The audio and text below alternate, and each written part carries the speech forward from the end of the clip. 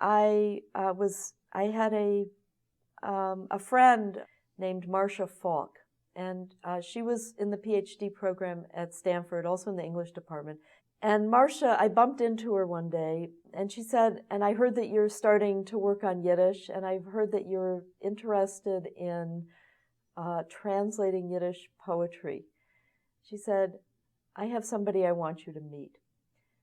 So she introduced me to Malka Heifetz Tussman, who was in her 80s, living in Berkeley, California, and it worked out beautifully.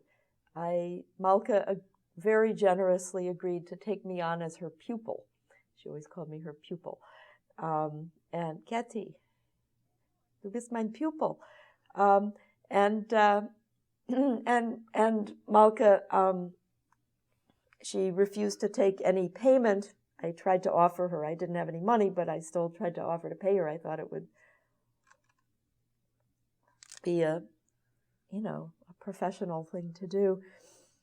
But she said, look, she said, the payment is to you read my poetry and I'll read your poetry. And I'll teach you Yiddish poetry. So for every Friday for a number of years in the late 70s, I would I would either drive my grandmother's 1968 blue Plymouth Valiant, or I would take the shuttle bus that ran between the Stanford Library and the Berkeley Library, and the UC Berkeley Library, and I would go up for the day and spend the day with Malka, sitting at her round dining room table, reading poetry.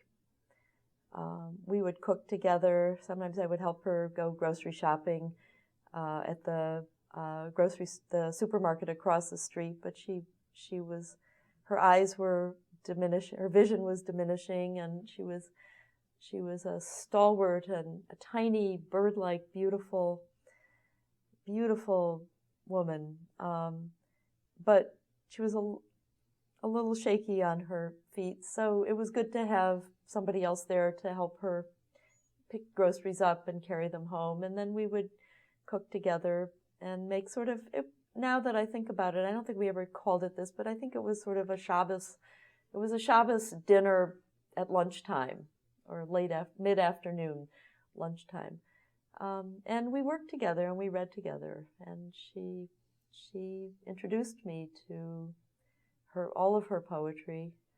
I had decided at that point to read and translate Moyshe-Leyb Halpern's first book in New York. And she was very impatient with Halpern.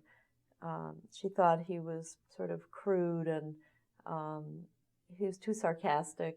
She was a very ironic writer, very witty and ironic writer herself, and sexuality was not something she was afraid of addressing in her own interesting ways. But she found Halpern a little harsh and a little too out there. But she respected my desire to work on Halpern, and so she helped me go through my translations, and I was very arrogant, and I thought I knew a lot more than I did, and I made some grievous bloopers in my translations, and she wouldn't, she minced no words, and she really made me humble, and rightfully so, about what it means to translate a poem, and what it means to really learn and respect a language.